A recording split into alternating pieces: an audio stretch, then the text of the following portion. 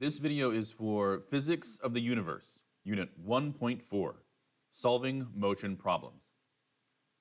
Today's essential question is, how does friction affect the motion of an object? Hello, baby birds. Let's begin by talking about something that's both beautiful and surprisingly scientific. Rangoli. In many Indian households, especially during particular festivals like Diwali, families create vibrant, intricate patterns on the ground using fine colored powders.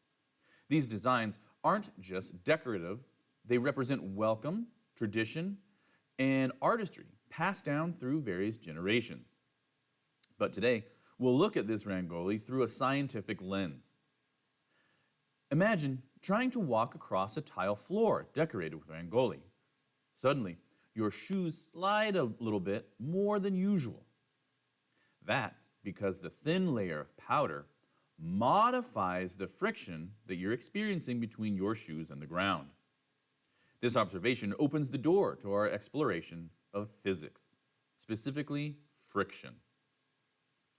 Friction is a force that influences almost every physical interaction in our world, whether it's walking, riding, diving, or painting a wall.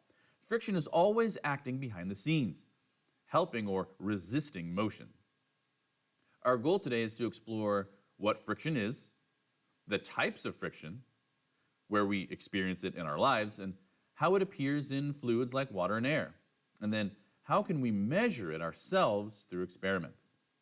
By the end of this video, I want you to be able to predict and explain how an object will move depending on the surface beneath it, including one coated in something as delicate as rangoli powder. So, what exactly is friction? Friction is a force that resists motion. More specifically, it's the resistance you get when two surfaces slide past one another.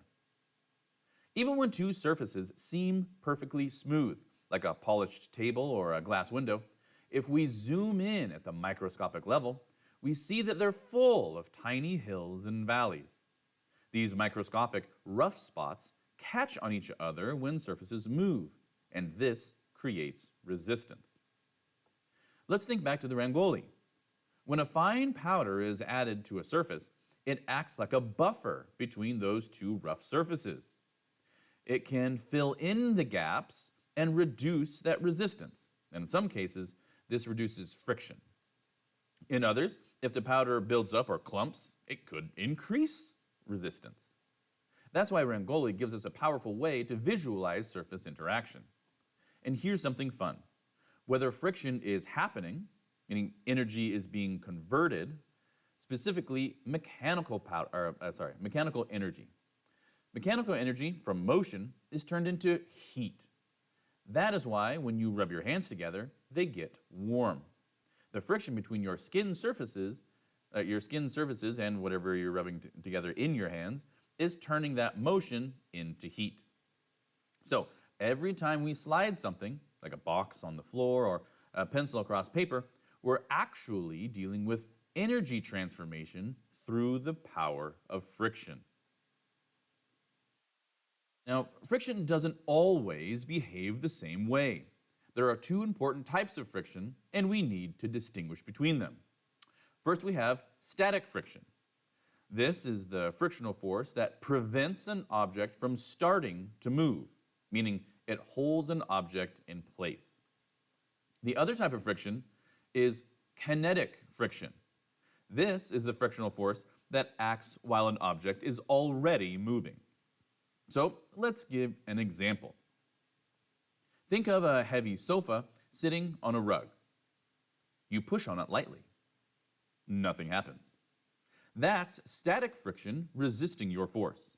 So you push a little harder, still nothing.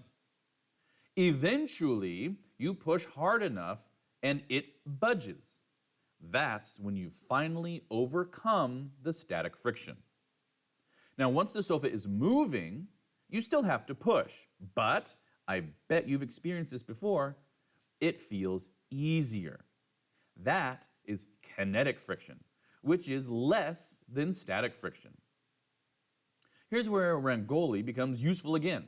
Suppose you sprinkle a layer of powder under one corner of the sofa. Suddenly, it might start sliding with less force. But why? Because the powder reduces the amount of surface contact and therefore interaction between the sofa legs and the floor. It effectively lowers the threshold of static friction, making it easier to start moving the object. This difference between static and kinetic friction is important because it helps us explain why we need more force to start motion than to maintain it. Friction is constantly at work in our lives, often in ways we don't notice because we take it for granted. Friction is what allows you to walk, because the grip between your shoes and the floor keep you upright. It's how we write. Pencil lead pressing against the surface of paper transfers carbon in the form of graphite. It's essential for driving. Your car tires need friction to stay connected to the road, especially when turning or braking. And even something as simple as holding a cup of soda, in my case energy drink, depends on the friction between your fingers and the cup. Now, imagine a world without friction, one of my favorite episodes of The Magic School Bus. Everything would slide endlessly, with no way to stop or hold anything. Walking would be like skating on ice, but without skates. You push off and just keep going. Sometimes we want to reduce friction. For example, when we're oiling a bicycle chain or using soap to make objects slippery. Other times, we want to increase friction, like when we add sand to icy roads to provide grip. Now, let's go back to the Rangoli example again. The powder acts a bit like a lubricant, meaning it modifies how friction behaves. So even though its primary purpose is cultural and decorative, it has a scientific side effect. It changes how people and objects move across that surface. Now, friction doesn't only happen between solids. It also shows up in fluids, which include both liquids and gases. Don't forget the gases part. So let's break this down. When something moves through water, it experiences water resistance, or drag. This is a type of friction where the object has to push water molecules out of the way in order to move forward. Swimmers and boats deal with this constantly. That's why swimwear and boat hulls are designed to minimize drag. When something moves through the air, it experiences air resistance. This is the same principle, but with air molecules instead of water molecules. Air resistance increases dramatically as speed increases, which is why race cars and airplanes are built with aerodynamic shapes. Eventually, when an object falls long enough through the air, it reaches terminal velocity. Terminal velocity is the point when the force of air resistance is equal to the pull of gravity. At that moment, the object stops accelerating and falls at a constant speed. Now, here's where it gets interesting. If we think about the Rangoli powder again, if you slide an object across the surface coated with powder, it behaves almost like it's sliding through a thin, grainy fluid. It doesn't grip like a solid surface, and it creates a light resistance, not unlike a dry version of drag. That's why Rangoli powder is so useful for demonstrating how surface conditions can mimic fluid friction in a classroom-friendly way. Now, before we wrap up today's video, let's review the most important ideas that we've covered about friction, both from a scientific standpoint and a real-world perspective. First, friction is a real force. It exists whenever two surfaces touch and try to move past each other.